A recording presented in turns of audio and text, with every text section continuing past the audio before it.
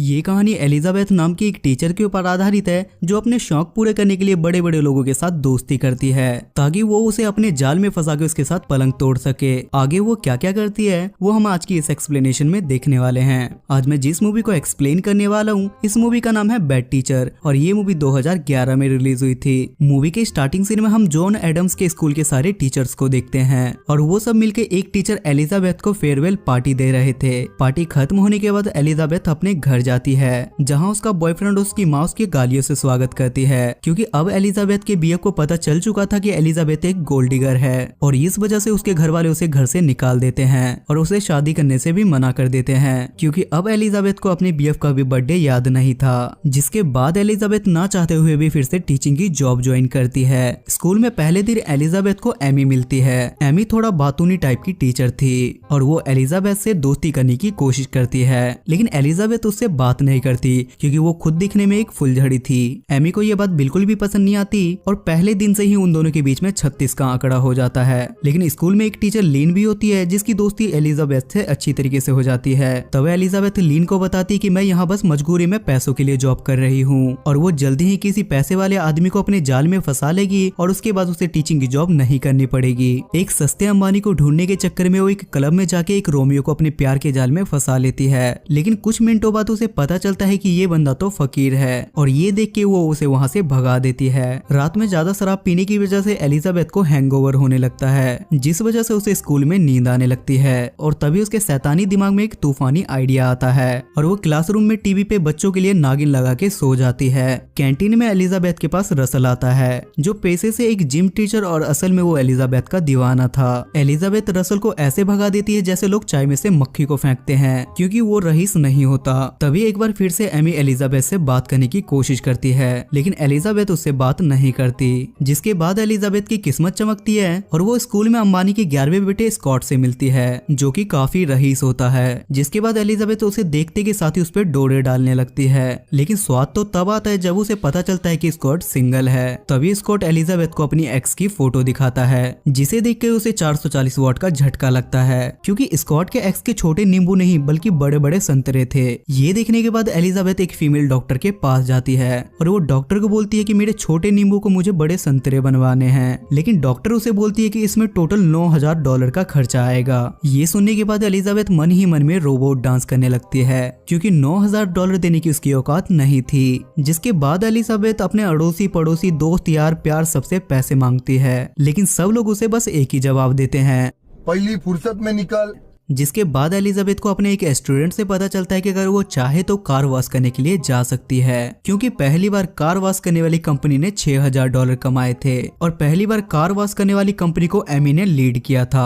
और ये सारी बातें एलिजाबेथ को उस स्टूडेंट से पता चलती है जिसके बाद वो सीधा प्रिंसिपल के पास जाके अपने मुंह से हग देती है। जिसके बाद प्रिंसिपल एमी को हटा के एलिजाबेथ को लीडर बना देता है। जिसके बाद एलिजाबेथ कार वॉश करने के लिए जलेबी बाई बन के जाती है और सारे मर्दों का स्पाइडरमैन उसे देख के जाल फेंक लगता है और कार वॉश करने वाले भी एलिजाबेथ को देख के हैरान हो जाते हैं और एलिजाबेथ ऐसे ही कार साफ कर करके $7,000 से भी ज्यादा डॉलर कमा लेती है और ऊपर के कुछ पैसे वो अपने जेब में डाल लेती है और उसे पैसे ठस करते हुए एमी देख लेती है और ये बात एमी सीधा प्रिंसिपल को जाके बताती है। लेकिन तभी प्रिंसिपल एमी को बोलता है कि निकल घोड़ी और वो उसे ये भी बोलता है कि पहली बार में तुमने $6,000 कमाए थे और यही एलिजाबेथ ने $7,000 कमाए हैं। और ये सुनने के बाद एमी का मुंह सूख जाता है। जिसके बाद वो एलिजाबेथ को स्कॉट से बात करते हुए देखती है। ये देख के एमी बिना देर किए उसके पास जाती है और स्कॉट के सामने हग देती है और वो स्कॉट से बोलती है कि एलिजाबेथ तेरी मेयोनीज अपने मोमोज पे डलवाने के लिए डॉक्टर के पास जाके अपने मोमोज बड़े करवा रही है। जिसे सुनने के बाद स्कॉट काफी ज्यादा खुश हो जाता है और वो बोलता है कि मुझे ऐसे लोग पसंद हैं जो लोग अपनी बॉडी का ख्याल रखते हैं।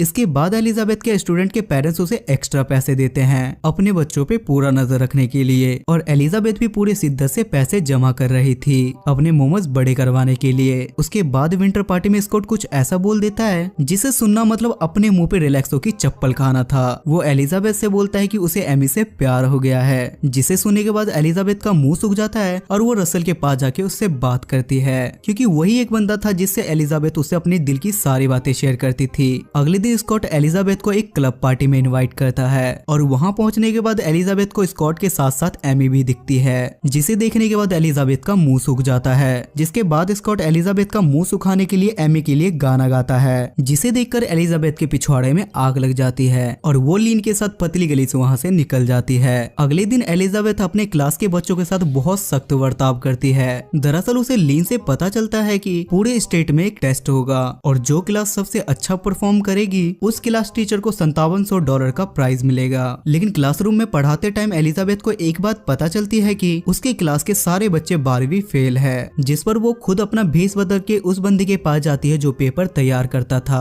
और उसके पास पहुंचते के साथ ही वो उसके सामने घोड़ी बन जाती है और बोलती है कि ले बजा ले जितनी बजानी है। लेकिन घोड़ी बनने से पहले एलिजाबेथ उस बंदे को एक ड्रिंक पिलाती है जिसमें नींद की दवाई थी। जब तक वो रिपोर्टर होश में आता है तब तक एलिजाबेथ अपना काम कर चुकी थी। उसके बाद पूरे 1 महीने बाद एग्जाम का रिजल्ट आता है जहां एलिजाबेथ के क्लास के बच्चे टॉप करते हैं और अब $5700 मिलने के बाद फाइनली एलिजाबेथ की अपनी इच्छा पूरी हो चुकी थी और उसके $900 जमा हो चुके थे जिससे वो अपने नींबू को अब बड़े करवा सकती थी। लेकिन उससे पहले उसे एमी को अपने रास्ते से हटाना था, जिसके बाद वो एमी के सेब में एक केमिकल मिला देती है जिसे खाने के बाद एमी का चेहरा एनाबेल की तरह खूबसूरत हो जाता है, जिस वजह से एमी ट्रिप पे नहीं जा पाती। लेकिन उसकी जगह एलिजाबेथ स्कॉट के साथ ट्रिप पे चली जाती है और दूसरी तरफ एमी पूरी तैयारी के साथ उससे बदला लेने के लिए तैयारी कर रही थी और वो एलिजाबेथ के क्लास का डेस्क अपने क्लास में ले आती है ये देखने के लिए कि डेस्क के अंदर क्या है, जिसमें उसे चुराए हुए पेपर मिलते हैं, जिस पर वो बिना देरी किए प्रिंसिपल के पास जाती है। इस पर प्रिंसिपल भी उसकी बात मान लेता है क्योंकि अब उसके पास सबूत थे